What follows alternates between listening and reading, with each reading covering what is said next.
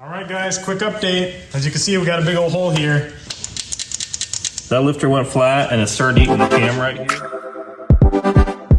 All right, guys, we're back in the shop now. Matt's gonna walk you through. So this is gonna be his project car. He's gonna walk you through what he plans, well, we plan on doing, but it's obviously his build, so I'll let him explain. I've always liked how these cars look, and I had this idea about 5 or 6 years ago. Or I messaged Chris from BS for Build, because he had a spare one of these that was wrecked and I was gonna buy that. He messaged me back. By the time I got back to him, he had already sold it. So, and I already had a Coyote. I found that Mustang and I started putting the Coyote in the Mustang. And then fast forward a long time later, I got a BRZ now. We bought another Coyote because my other Coyote is going into something else. And we're gonna put a Coyote into our FRS. So it's a 14 Gen 1 Coyote. And then we're gonna do a 3650 5-speed transmission for it, and then we'll just use the stock rear end for now.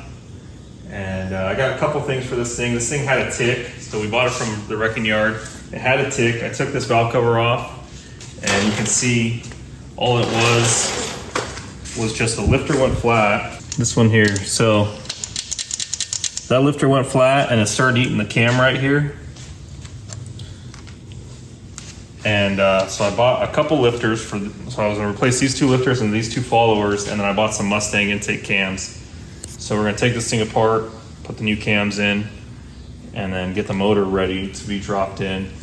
And then we obviously gotta pull the old motor out. And? Oh, you can't say that yet. All right, guys, so that's the plan. I think we're gonna start ripping into this today. So let's get started.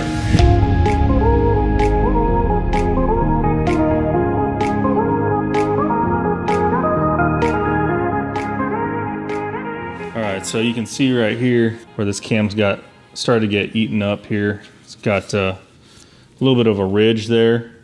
I don't know if it comes up on camera. You can kind of see it, yeah. And then this one, it should just be smooth like that, but this one's got like a little divot in it.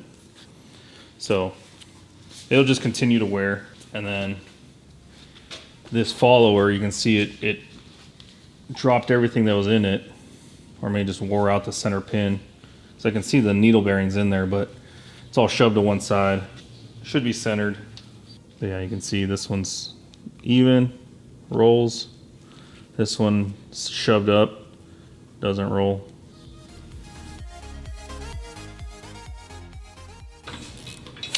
There we go. Yeah. All right, cams are in, timing chain's on. Now we gotta put the cover back on, degrease it all. Yeah, we're gonna clean the cover up, maybe weld some stuff onto it, and then pull this motor out. Yep, we finally got this thing sold. Yep, I think we got her sold, so we're gonna pull it out today probably and get rid of it on Sunday. Yeah. That should pay for some of the ECU. Yeah. All right, guys, quick update. As you can see, we got a big old hole here.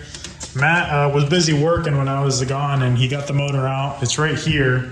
And that's luckily sold to recoup some money for all the parts we need. So we got a little bit of a plan. We just stabbed the motor in really fast just to see what we're working with, and got a little bit of a plan so far, at least something to start with. So we're gonna make some K-member spacers and space this down 1 inch.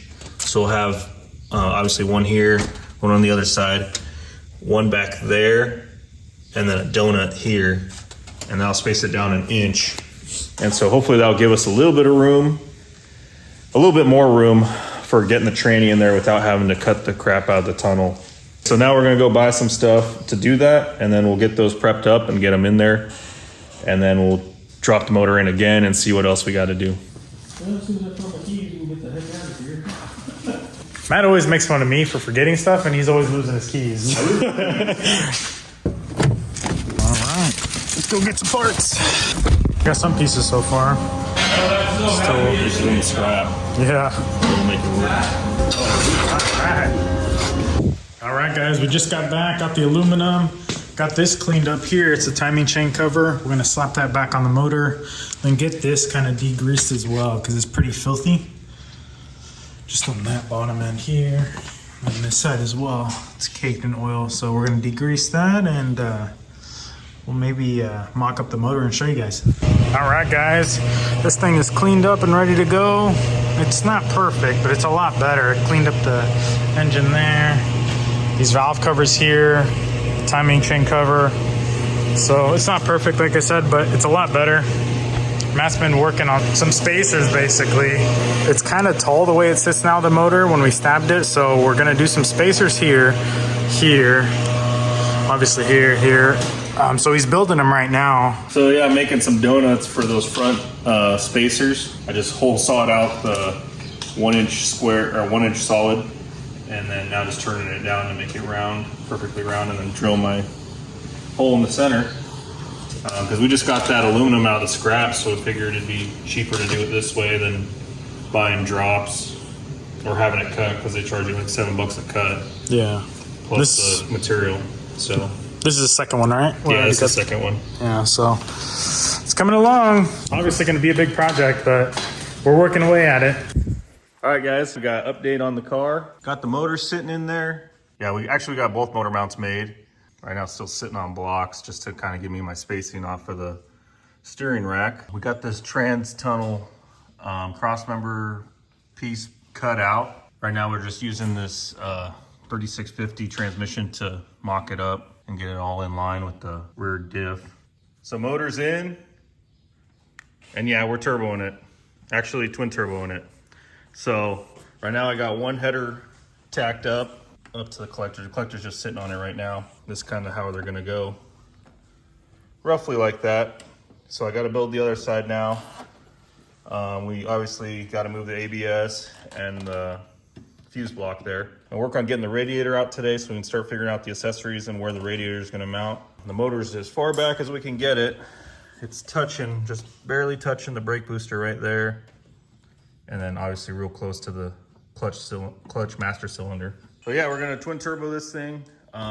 Make some real power. Yeah, try to at least. I don't know if we mentioned what we're shooting for. I think we did, but 600 to the tire. 600 to the tire. So that's a load of power for this tiny car. They're two GT35s, T3 flanges, and just Chinese ones for now. And then if it all works, once it's all together and I get more money in my bank account, yeah, it's all gone at the moment. we'll put some real turbos on it. Matt was mentioning we should have put something like this on the IS300 because the housing is so small on the hot side. And this is so big. I mean, you're just sucking a ton of air. So this might be something we experiment with in the future with a smaller motor and see how it does.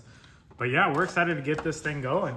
Yeah, we still got a lot of work. Still a ton of work to do. Obviously, we just barely got the bare bones. I do have the oil pan most of the way made. Obviously, the front sump now. I guess maybe not that obvious, but yeah.